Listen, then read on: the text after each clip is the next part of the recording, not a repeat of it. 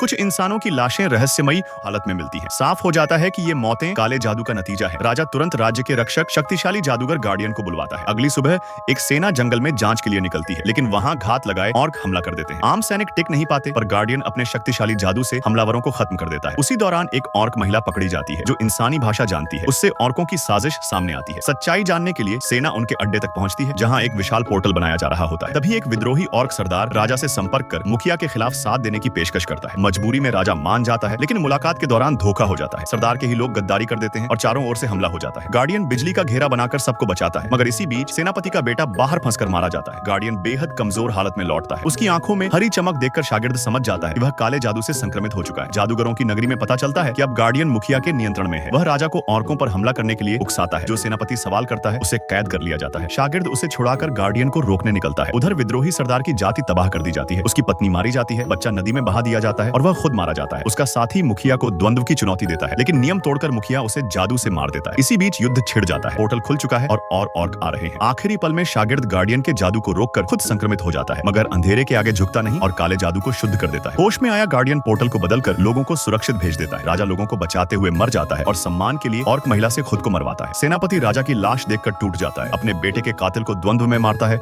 और पूरे एजेरोथ को एक अलायंस बनाने का आह्वान करता है। जंग अभी खत्म नहीं हुई है।